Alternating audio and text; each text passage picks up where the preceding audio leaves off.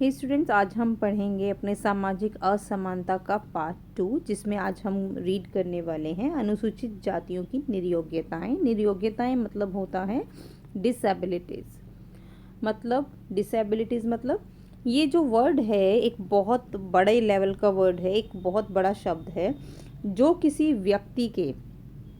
भी व्यक्ति के शारीरिक, मानसिक या बौद्धिक विकास में कमी को इंगित करता है कि मतलब जो पर्सन है उसका मानसिक विकास या तो ठीक नहीं है या फिर उसका शारीरिक विकास ठीक नहीं है। तो उस तरह की जो सिचुएशन रहती है उसको हम बोलते हैं निरयोग्यताएं, कमी, अभाव। ओके, सो थोड़ा सा मैंने आपको लेक्चर पिछले में भी बताया था आपको टॉपिक शुरू कैसे करना है। अनुसूचित जातियों की निरयोग्यताएं हमने यहाँ पर हेडिंग लिखी है, थोड़ा सा 1 या 2-3 लाइन में हम इसको यहाँ डिस्क्राइब करेंगे, उसके बाद हम आगे निरयोग्यताएं पढ़ेंगे इनकी। तो आप इसमें क्या ऐड कर सकते हैं, यहाँ एक आप डेफिनेशन दे सकते हैं जो डॉक्टर मजूमदार के अनुसार है। इसमें इन्होंने क्या बताया है कि जो अस्पृश्य जातियाँ हैं, जो अछूत जातियाँ हैं, जो अनेक सामाजिक और नैतिक कमियों का, अभाव का, निरयोग्यताओं का शिकार हैं, ठीक है। इनमें से अनेक निरयोग्यताएं जो हैं वो उच्च जातियों द्वारा समाज में लागू होती हैं। अनेक कमियां मतलब इन लोगों को उच्च जाति के लोग सोसाइटी से दूर रखते हैं, उसमें उच्च जाति के लोगों का भी इम्पॉर्टेंट रोल है। ये आप यहाँ डेफिनेशन डाल सकते हैं। स्वतंत्रता के बाद अस्पृश्य जातियों के स्तर में एक परिवर्तन आया है। ऑफ कोर्स उसका मेन कारण एजुकेशन भी रहा है और सरकार के एफर्ट्स भी रहे हैं इनके प्रति। अब हम बात करते हैं निरयोग्यताओं की। यहाँ पहला निरयोग्यता है आर्थिक निरयोग्यता, सेकंड है सामाजिक, थर्ड है राजनीतिक, एक और यहाँ ऐड कर सकते हैं आप धार्मिक निरयोग्यता। Now move to the first point here, आर्थिक निरयोग्यताएं। आर्थिक निरयोग्यताएं जो हैं इसका जो कारण है वो किसी भी समूह के सुख और प्रगति में बाधक है। ये यहाँ मैंने शॉर्ट में लिखा है, आप इसको कंप्लीट लाइन सेंटेंस में लिख सकते हैं। आर्थिक कारण जो है देश में, आर्थिक कारण किसी भी समूह के सुख में या उसकी तरक्की में, उसकी प्रगति में सबसे मेन रोल प्ले करता है। अगर पर्सन सोसाइटी में आर्थिक रूप से स्ट्रॉन्ग है तो वो ऑफ कोर्स अपना जो योगदान है वो समाज में देगा, देश के प्रति देगा। इसी तरह से जो उसकी आर्थिक जो स्थिति है अगर वो सोसाइटी में अच्छी है तो वो राजनीतिक रूप से भी स्ट्रॉन्ग रहेगा और सामाजिक रूप से भी वो क्या रहेगा, स्ट्रॉन्ग रहेगा। अब बात करते हैं आर्थिक निरयोग्यताएं अगर हैं, आर्थिक अभाव है, आर्थिक रूप से अगर पर्सन सक्षम नहीं है तो उसके सामने किस किस समस्याओं का उन्हें सामना करना पड़ता है, कौन कौन सी समस्याएं उसके सामने आती हैं। तो पहला पॉइंट है हमारा यहाँ पर पेशे को चुनने की स्वतंत्रता नहीं। हरिजन जो थे, जो अछूत लोग थे, उनको अधिकार नहीं था, क्योंकि बेसिकली हम इस चैप्टर में अनुसूचित जातियों की बात कर रहे हैं। हरिजन लोगों को अधिकार नहीं था कि वो उच्च जाति के लोगों के साथ मतलब स्वतंत्रता पूर्वक अपना पेशा चुन सके। उच्च जाति के लोग जो काम करते हैं उस पेशे को वो लोग भी अडॉप्ट कर सके, ये उनको अधिकार नहीं था। अस्पृश्यता, अछूत की धारणा के कारण हाल तक मतलब जो है उन्हें सब तरह के पेशों की करने की छूट नहीं थी। लेकिन अगर हम 21वीं सदी की बात करें, ये तो हुई 20वीं सदी में और उत्तरार्ध हो गया 21वीं सदी का, लेकिन अगर हम 21वीं सदी के मिड की बात करें तो ऑफ कोर्स उनको थोड़ी सी स्वतंत्रता मिली कि वो अपने मर्जी से पेशे को चुन सकते हैं। हरिजनों की जो आर्थिक स्थिति थी वो बहुत ज़्यादा खराब थी, बहुत ज़्यादा दयनीय थी और उन्होंने बहुत सारे कष्टों को भी झेला। सेकेंड पॉइंट है यहाँ आर्थिक निरयोग्यता का भूमिहीन कृषक। भूमिहीन ये वो कृषक हैं जिनके पास अपनी भूमि नहीं थी और जो खेती करना जो था उच्च जातियों का एक का अधिकार माना जाता था, मतलब उन्हीं का अधिकार है, उच्च जाति के लोग ही खेती कर सकते हैं और किसी जाति के लोग खेती नहीं कर सकते। हरिजनों को खेती करने का अधिकार नहीं था। क्यों नहीं था? क्योंकि उन्हें अछूत समझा जाता था। वो क्या करते थे, एक जमींदारी प्रथा सुनी होगी आपने, जिसमें जो उच्च जाति का पर्सन है जिसके पास अपने खेत हैं वो अपनी ज़मीन जो है वो लीज़ पर दे देता था तो इस तरह से वो सिर्फ जो कृषि जो थे, जो उच्च संपन्न जाति के लोग थे, वो तो उसके मालिक थे उस जगह के। और जो गरीब लोग, जो हरिजन लोग उनके अंडर काम करते थे, तो उनको तो सिर्फ भत्ता दिया जाता था, और वो भी कभी कभी भत्ता दिया जाता था, पूरा कभी कभी दिया जाता था, और कभी कभी पूरा भी नहीं दिया जाता था, बिल्कुल अवॉइड कर दिया जाता था। थर्ड पॉइंट है यहाँ सबसे कम वेतन। निसंदेह इस बात में कोई शक नहीं है कि हरिजन लोग जो हैं वो समाज के लिए सबसे आवश्यक कैटेगरी है। क्यों है? देखो, गांधी जी ने ना एक बात बोली थी। गांधी जी ने क्या कहा था कि अगर जो डॉक्टर है वो डॉक्टरी छोड़ दे और तो क्या होगा, तो उसका जो पेशेंट है वो मर जाएगा, है ना। इसी तरह से जो अछूत लोग हैं, अगर वो अपना काम छोड़ दें तो क्या होगा, तो हमारे देश का आपको पता है क्या हाल होगा। कूड़ा करकट हमें हर जगह मिलेगा, कोई उसको उठाएगा नहीं, कोई जाति नहीं उठाएगी एक्सेप्ट हरिजन। तो इसी तरीके से हरिजन जो हैं वो भी हमारी सोसाइटी का इम्पॉर्टेंट हिस्सा हैं, ये गांधी जी ने बोला। और गांधी जी ने ही उनको पहचान दिलवाई थी। अछूत से उनको अस्पृश्य, अनटचेबिलिटी जो अस्पृश्य वर्ड है उससे उनको हरिजन वर्ड का जो पहचान दिलवाई थी, वो किसने दिलवाई थी? गांधी जी ने ही दिलवाई थी। अच्छा, इस काम को करने के बाद भी उन्हें जो पैसा था, हाँ, जो उनका भत्ता था वो पूरा नहीं मिलता था। इतनी कमी थी कि उन लोगों को पेट भर के खाना भी नहीं मिलता था, कभी कभी भूखे सो जाते थे, और कभी उनको तन ढकने के लिए पूरे तरह से कपड़े भी नहीं मिलते थे। क्यों? क्योंकि उनको अपना भत्ता नहीं मिलता था पूरे तरीके से। नेक्स्ट पॉइंट है यहाँ श्रम विभाजन में निम्नतम स्थान, मतलब सबसे नीचा स्थान, लोवेस्ट पोजीशन इन लेबर। ठीक है, तो कैसे? अस्पृश्यता की जो धारणा है उसके कारण मील फैक्ट्री जो है, जो बड़ी बड़ी कंपनियां थी, जो मील फैक्ट्री हैं, आदि में अनेकों अच्छे पद पर ये लोग काम नहीं कर सकते थे, इनको अवसर ही नहीं मिलता था। ये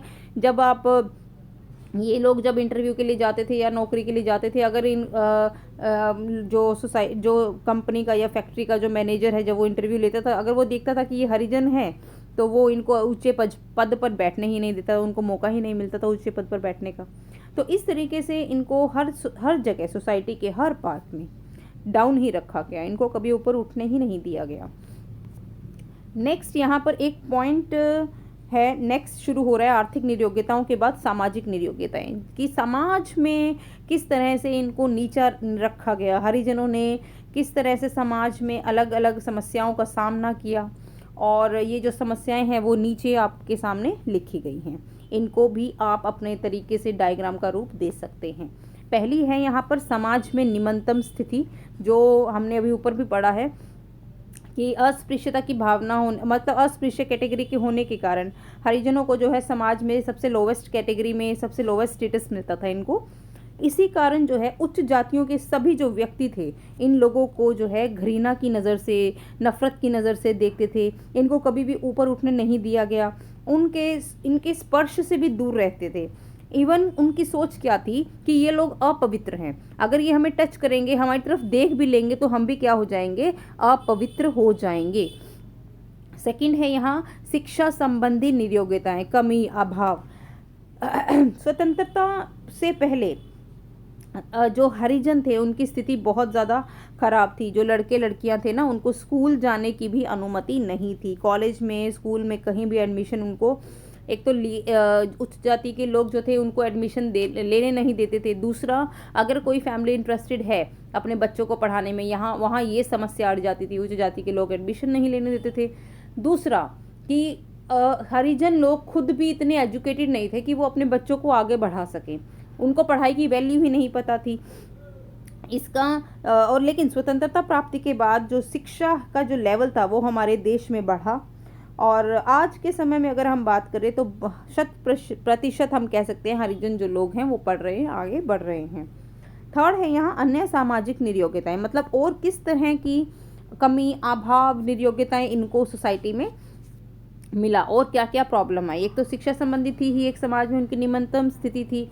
सेकंड क्या था, थर्ड क्या था कि अनेक स्थानों में जो हरिजन थे उन ये भी समस्या थी कि उन सड़कों पर नहीं चल सकते थे जिन सड़कों पर उच्च जाति के लोग चलते थे। जिन कुओं से, जिन तालाबों से उच्च जाति के लोग पानी भरते थे, वहाँ से ये पानी नहीं भर सकते थे। ये और भी अलग समस्याएं थी समाज में इनकी। और उच्च जाति के लोग इनसे बहुत बुरा व्यवहार करते थे। अगर बच्चे जो थे, जो पढ़ना चाहते थे, अगर वो पढ़ भी लेते थे तो होटल वगैरह में जहाँ पर वो रहते थे, उनका छात्रावास जो था, वहाँ पर उनको बहुत सारी प्रताड़नाएं दी जाती थी। अगर हमने पिछले लेक्चर में भी पढ़ा था कि दक्षिण भारत में इन लोगों को बहुत ज़्यादा नीची नज़र से देखा जाता था, और वहाँ पर इनकी जो दशा थी वो बहुत ज़्यादा क्या थी, सच में दयनीय थी। इन हरिजनों को वहाँ पर बाल बनवाना या साफ कपड़े पहनना, सोने के जेवर आदि मतलब जो बनवाने होते थे, ये लोग नहीं बनवा सकते थे। इनको गांव से अलग थलग कर दिया जाता था, उस गांव में नहीं रहने दिया जाता था। नेक्स्ट है 4th पॉइंट, निवास स्थान संबंधी नियोग्यताएं। अच्छा, निवास स्थान में क्या क्या प्रॉब्लम आती थी? इन लोगों को उन शहरों में, उन मोहल्लों में, उन एरियाज़ में नहीं रहने दिया जाता था। किन एरियाज़ में? उन एरियाज़ में जहाँ पर उच्च जाति के लोग रहते हैं, जहाँ पर उनका निवास है, उस मोहल्ले से, उस जगह से, एरिया से उनको अलग कर दिया जाता था। शहर से बाहर कहीं इनकी अलग बस्तियाँ बनवा दी जाती थी, ताकि ये लोग, हमारी जो उच्च जाति के लोग हैं, उनकी सोसाइटी में ये मिक्स ना हो जाएं। ऐसे एरियाज़ में इनकी बस्तियाँ होती थी जहाँ पर जो पशु है वो भी, मतलब शायद कह सकते हैं कि पशुओं से भी ख़राब अवस्था में ये लोग रहते थे। नेक्स्ट है 5th पॉइंट, अछूतों में भी अछूतों की नियोग्यताएं, मतलब अनटचेबिलिटी अमंग अनटचेबल्स। जो अछूत लोग थे उनकी भी एक कैटेगरी थी अछूत, अस्पृश्य की। Can you believe this? चलिए पढ़ते हैं इसको आगे। हरिजनों में जो है आपस में भी छुआछूत की भावना है, उनमें भी उच्च जाति और निम्न जाति का भाव देखने को मिला है। जैसे एक जो मोची है वो धोबी को, या धोबी जो है एक निम्न, उससे भी जो निम्न कास्ट का व्यक्ति है उसको नहीं छूते थे।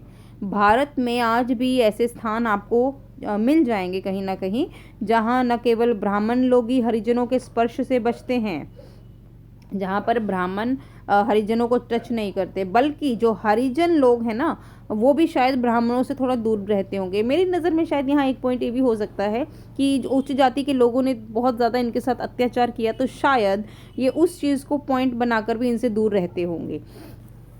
नेक्स्ट है यहाँ पर धार्मिक नियोग्यताएं, आगे हम पढ़ेंगे धार्मिक नियोग्यताएं। देखिए, धार्मिक नियोग्यताएं, धार्मिक दृष्टिकोण से अगर हम बात करें से भी इनकी दशा बहुत ज़्यादा नियोग्य, मतलब बहुत ज़्यादा पुअर थी। अगर हम कुछ साल पहले तक की बात करें तो हरिजन जो थे, इनका मंदिरों में जाना बंद था, इनका प्रवेश बिल्कुल बंद था। ये धार्मिक कर्म कांड में मतलब हिस्सा नहीं ले सकते थे, किसी भी धार्मिक कर्म कांड में ये पार्टिसिपेट नहीं करते थे। हाँ, कानून द्वारा, सरकार द्वारा जो एफर्ट्स डाले गए हैं उसके कारण कहीं ना कहीं आज इस नियोग्यताओं में कमी आई है। आज इनका लेवल थोड़ा सा अप हुआ है। पहले की हम बात करें तो धार्मिक ये पुस्तकें नहीं पढ़ सकते थे, धार्मिक संस्कार, कोई भी धार्मिक कर्म कांड हो रहा है उसमें पार्टिसिपेट नहीं कर सकते थे। हरिजन लोग जो थे, बड़े बड़े जो संत महात्मा थे, उनका प्रवचन नहीं सुन सकते थे, और जो ब्राह्मण थे वो इनके किसी भी धार्मिक संस्कार में शामिल नहीं होते थे due to lower caste. 4th है यहाँ राजनीतिक नियोग्यताएं। राजनीति में भी इनकी जो कास्ट है उसने इनको नीचे ही रखा है, राजनीति ने भी। अगर हम पहले की बात करें तो अब तो सोसाइटी बहुत बदल गई है। कारण क्या रहे हैं वहाँ पर?